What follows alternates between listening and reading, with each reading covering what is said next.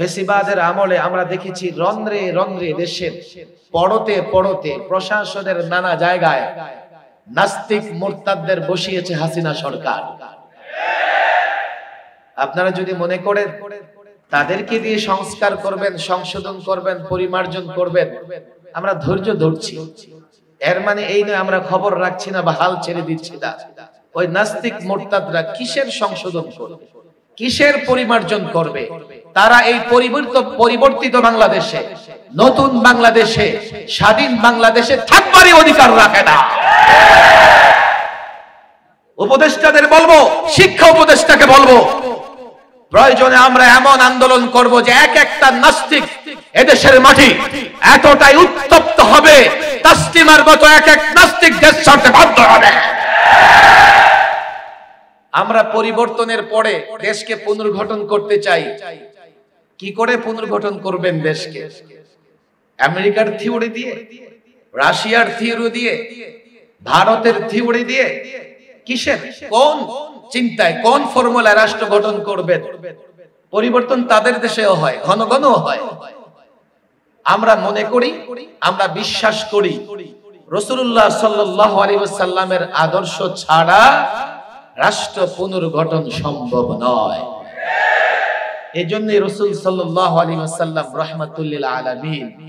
আর আমরা এই বিষয়টাকে এতটা ধীর এবং মজবুতির সঙ্গে অন্তরে ধারণ করি, এই জাতিকে বলে দেই, জাতির শিক্ষিত সমাজকে বলে দেই, এই জায়গাটায় রাসূলুল্লাহর আদর্শের ব্যাপারে কোন ধরনের ছাড় ওলামায়ে কেরাম, তাওহীদি জনতা, মুসলিম জনগণ দিতে পারবে না।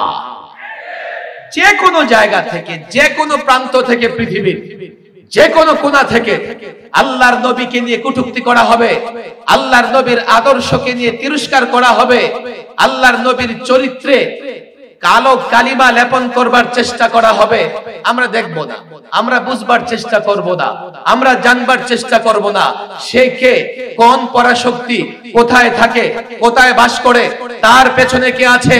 যেখান থেকে আল্লাহর নবীর চরিত্রে কালিমা লেপন করবার চেষ্টা করা হবে, যেই রাষ্ট্র করবে, যেই রাষ্ট্রের, যেই সরকারের ছত্রছায়া হবে, রব্বে কাবার কসম, পরিষ্কার বলি, পরিষ্কার বলি, নিজের জায়গা থেকে প্রতিবাদ গড়ে তুলবো, রাজপথে নামবো, প্রয়োজনে যুদ্ধের প্রস্তুতি নেব, প্রয়োজনে লড়াই করবার জন্য বাংলাদেশের মুসলিমে জনগণকে সঙ্গে নিয়ে সে দেশের উপর ঝাঁপিয়ে পড়বো ইনশাআল্লাহ।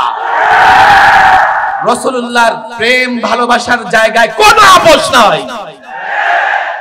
ছাত্র সমাজকে বলবো, এটা একটা চ্যালেঞ্জিং কাজ। শুধুমাত্র কনফারেন্স করে, মাহফিল করেই আমাদের এই দায়িত্ব আদায় হয়ে যাবে না। ঘরে ঘরে প্রত্যেকটা যুবককে, প্রত্যেকটা মুসলমানকে বোঝাতে হবে রাসূল রাহমাতুল লিল আলামিন। রাসূলের আদর্শ ঘরে নিয়ে আসো, তোমার ঘর শান্তিতে ভরে যাবে। রাসূলুল্লাহর আদর্শ সমাজে নিয়ে আসো, সমাজ শান্তিতে ভরে যাবে। রাষ্ট্রে নিয়ে আসো, অর্থ ব্যবস্থায় নিয়ে আসো, বিচার ব্যবস্থায় নিয়ে আসো। আমি তো ভয়ের জায়গা থেকেই বলি, পরিবর্তন হয়েছে, আমরা পুনর্গঠন করব বাংলাদেশকে। আমরা শান্তির মরীচিকার পেছনে ছুটছি। বাংলাদেশে পরিবর্তন হয়েছে ৭১, আবার ৯০-তে, আবারও পরিবর্তন হয়েছে। এখন কিছুটা দেশের মানুষ ভালো আছে, কিন্তু আমার যেই ভয়ের জায়গা, এটা একটা বাস্তবতাও বটে। সামনে যারা আসবে তারা এই ফর্মুলায় আসবে, আসার পরে আগে যারা চুরি করেছে এর চাইতে ওরা মহাচোর হিসেবে রাষ্ট্রে বসবাস করবে। পরিবর্তনের পরে পুনর্গঠনের জন্য রাসূলুল্লাহর আদর্শের বিকল্প নাই। আমি মনে করি এটাই রাহমাতুল লিল আলামিনের মূল কাজ। ঘরে ঘরে বাস্তবতার নিরিখে, যুক্তির আলোকে জাতিকে বুঝানো যে রাসূলুল্লাহর আদর্শ আমাদের জন্য রহমত।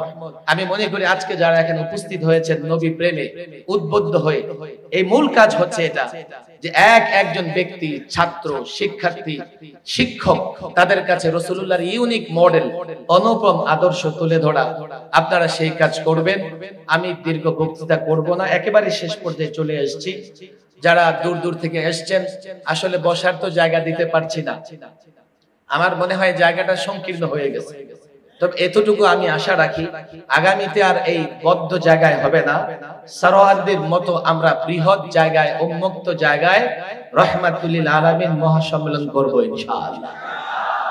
সর্বশেষ কথা, 19-এ যখন রহমাতুল লিল আলামিন ফাউন্ডেশন গঠিত হয়, ঠিক প্রথম কনফারেন্সটা এখানেই ছিল। সকল প্রস্তুতি সম্পন্ন, আমরা অনেক খরচও করেছি সেই প্রোগ্রামে। বিকেল থেকে এরপর দিন সকাল 10টায় প্রোগ্রাম, স্টেজ মেরামত হয়েছে, সুসজ্জিত হয়েছে, মাইক লাগানো হয়েছে। মাগরিবের পরে এসে ফেসিবাদের দোসর কিছু লোক স্টেজ প্যান্ডেল ভেঙে এই প্রোগ্রাম পণ্ড করে দিয়েছে। আমার একটা বিশ্বাস ছিল, আর যাই হোক তারাও তো মুসলমান, হয়তোবা সর্বশেষ কাল সকালবেলা আমরা অনুমতি পেয়েও যেতে পারি। সকালে যখন হাজারো জনতা, নবী প্রেমিকরা গেটে এসে ভিড় করেছে, গেটে তালা লাগিয়ে দেওয়া আছে। হলে ভাড়া করেছি, নিজের টাকা দিয়ে হল ভাড়া করেছি, ভাড়া তো ফেরত পরবর্তীতে দেয় নাই, খরচও করেছি। একটা রাষ্ট্রে তারা বলে এটা নাকি গণতান্ত্রিক রাষ্ট্র, সেই রাষ্ট্রে সবকিছু করার পরে এখানে প্রোগ্রাম করা যায় না।